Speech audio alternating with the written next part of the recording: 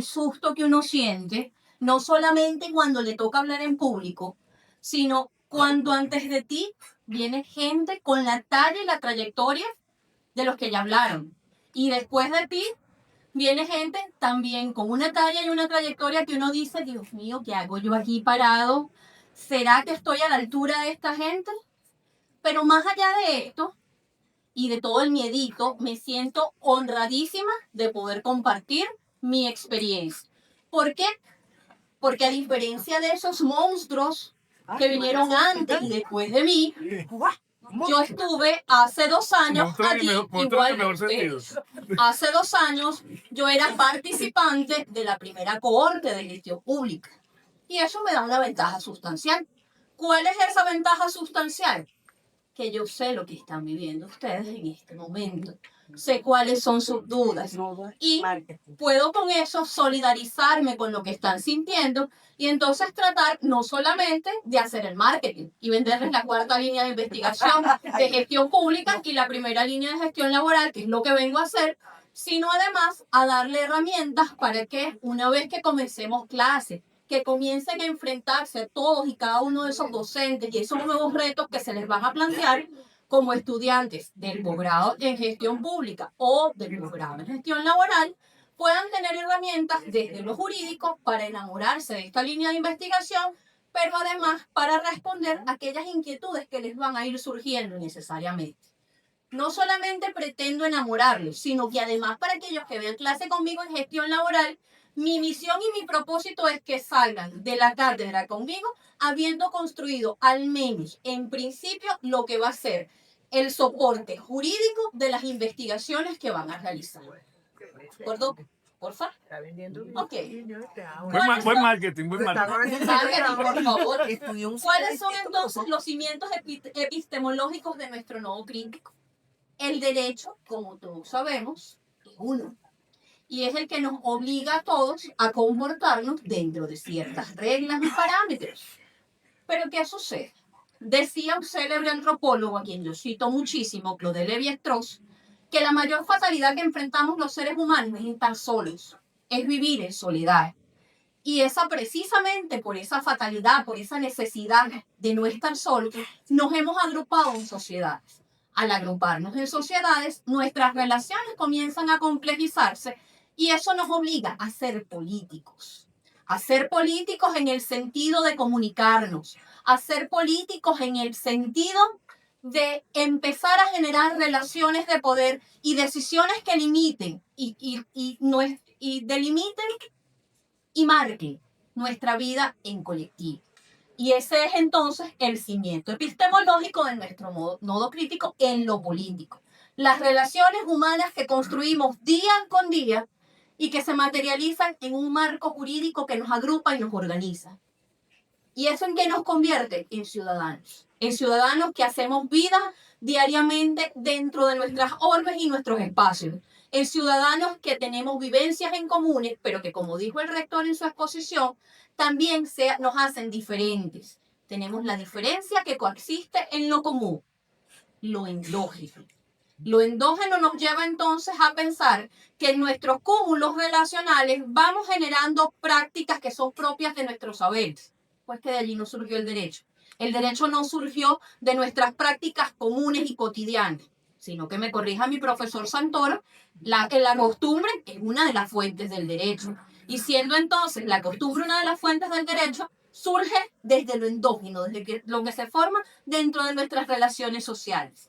Y esto nos obliga a transformar, y aquí tenemos el cimiento epistemológico de nuestro nodo crítico, que es la transformación de nuestra realidad a través de las relaciones sociales.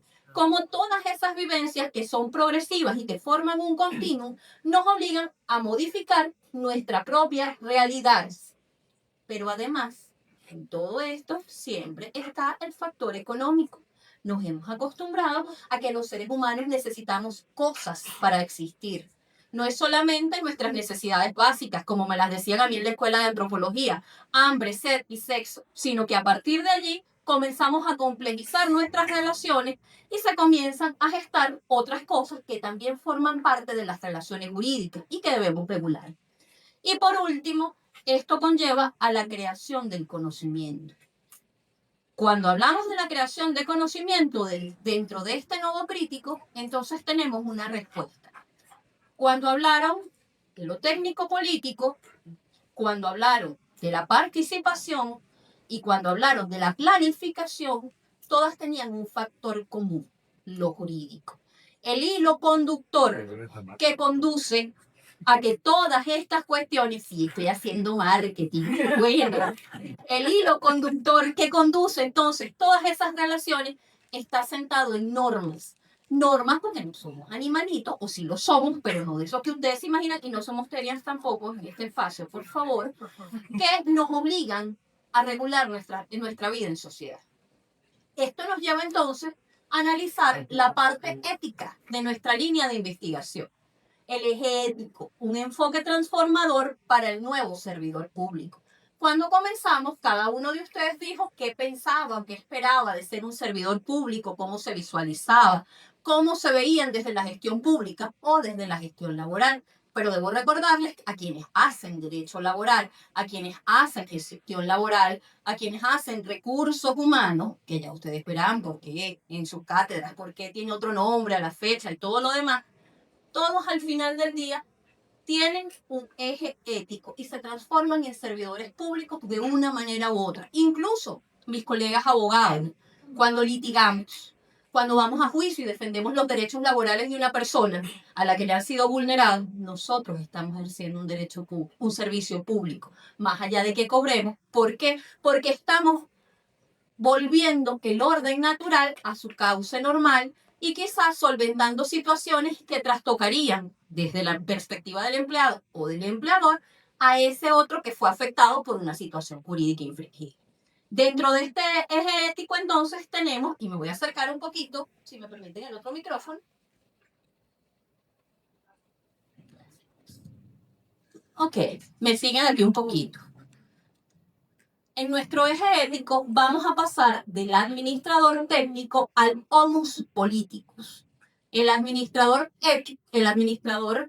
técnico, aquel que definía Weber encerrado en su jaula de hierro. Aquel que estaba preso en sí mismo y estaba obligado a manejar la frialdad burocrática. Una frialdad burocrática, además, que conlleva a que, como decía Foucault, él tenga un panóptico y se vigile a sí mismo. Estamos intentando entonces, dentro de este eje ético para el nuevo servidor público, romper con eso y renacer en el homus político.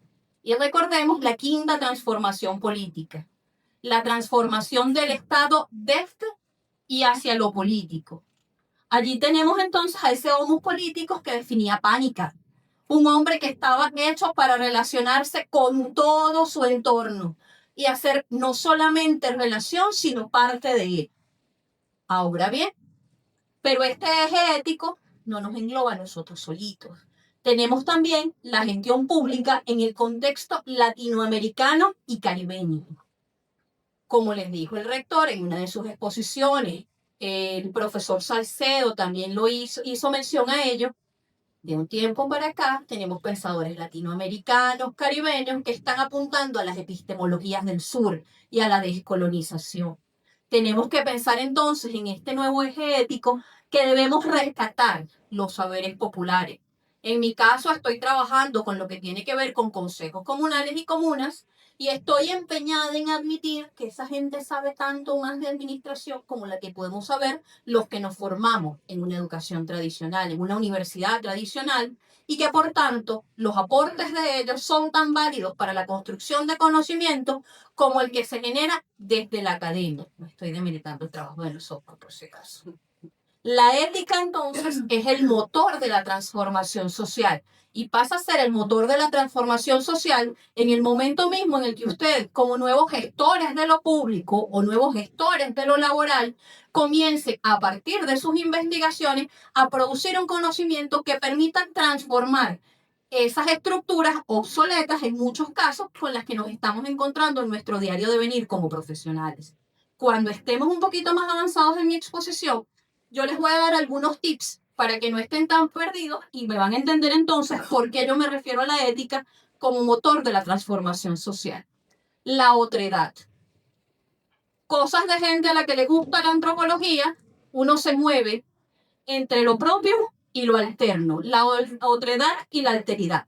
La otredad pasa entonces porque en este devenir, desde la gestión pública o desde la gestión laboral, nos reconozcamos en los otros y usemos el lenguaje como integrador. Una amiga por acá en la mañana hablaba de la comunicación asertiva y eso forma parte entonces de todo lo que ustedes van a englobar cuando se atrevan en esta línea de investigación, que yo me voy aquí con el firme compromiso de que por lo menos el 15% de ustedes se va a ir con nosotros. Y la alteridad. La alteridad, ¿por qué? Ya nos reconocimos, nosotros nos reconocemos en el otro. Pero cuando hablamos de alteridad, hablamos no solamente de ese reconocimiento, sino de la voluntad que ese otro y yo tenemos de reconocernos y de entendernos. Un diálogo constructivo por la paz.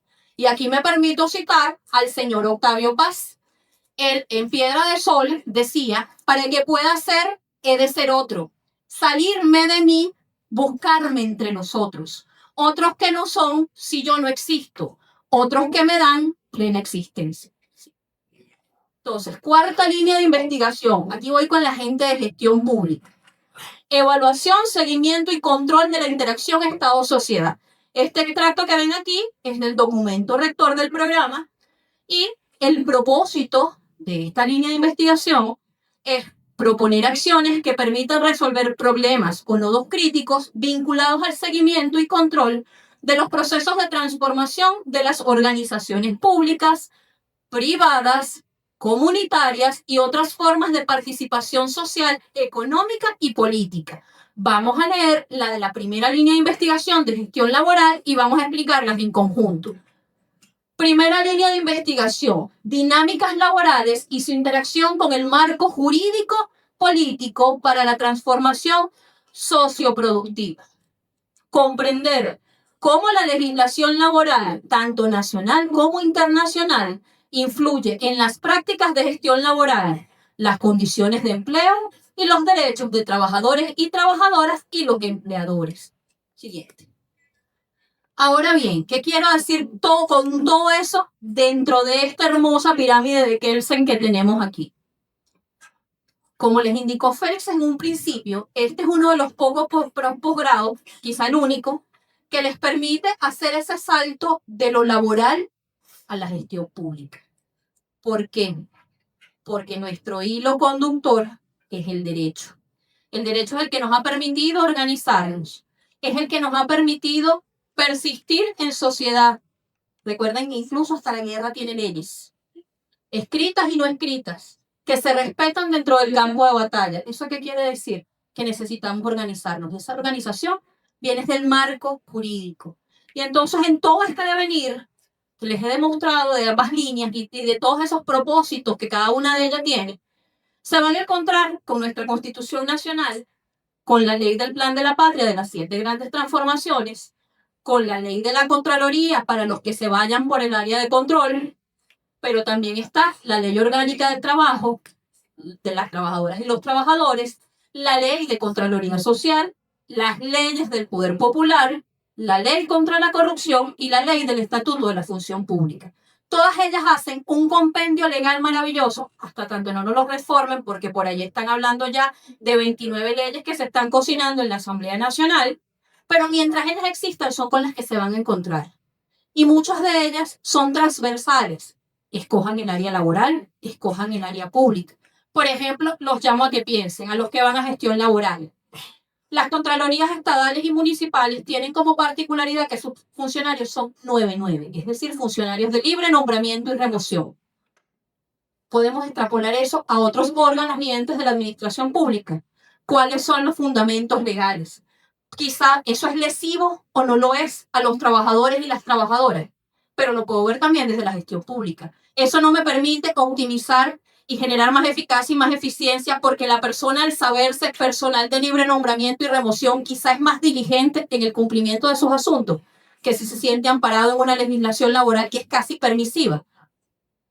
hagan las comparaciones. Allí les voy a ir dejando esas dudas. Y por eso les digo que todas confluyen siempre en lo mismo, en la dialogicidad que exista entre lo técnico-político, lo participativo, lo planificador, pero el marco jurídico es la línea que los conduce a todos. Vigencia de las líneas de investigación. La democracia participativa y protagónica convierte al ciudadano en espectador y a su vez en actor de su propio desarrollo en sociedad.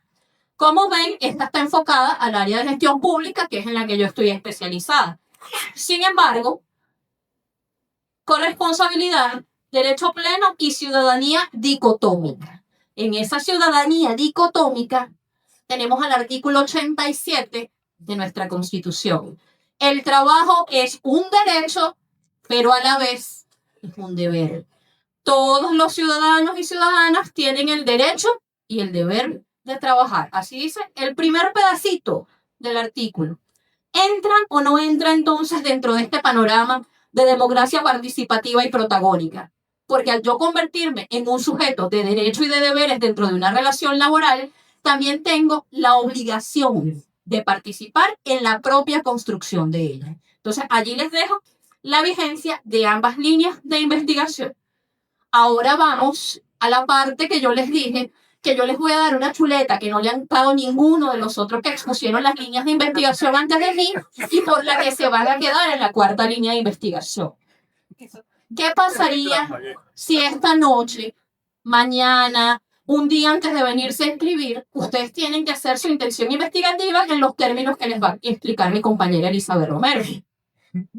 Ustedes se van a sentar ante sus computadoras, quizá algunos, otros sean más de lápiz y papel y primero quieran llevar su idea al papel y después llevarla y traducirla a la computadora. Y van a empezar. Mi intención investigativa surge de la necesidad de ¿qué problema quiero resolver? ¿Cuál es esa situación que me dijo a mí un día? Inscríbete en el posgrado de gestión laboral, inscríbete en el posgrado de gestión pública.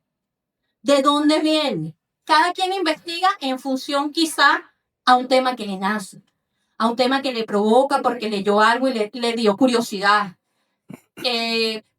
Quizá por algo que escuchó en una noticia, en una conversación que tuvo con un familiar. ¿Cuál es la necesidad? La pertinencia. ¿Por qué yo quiero investigar eso y otra cosa? Para aquí les voy a dar unos tips. Por ejemplo, para mis amigos que se vayan por gestión pública, les doy una sugerencia. No me vayan a ahorcar por los términos que utilizo.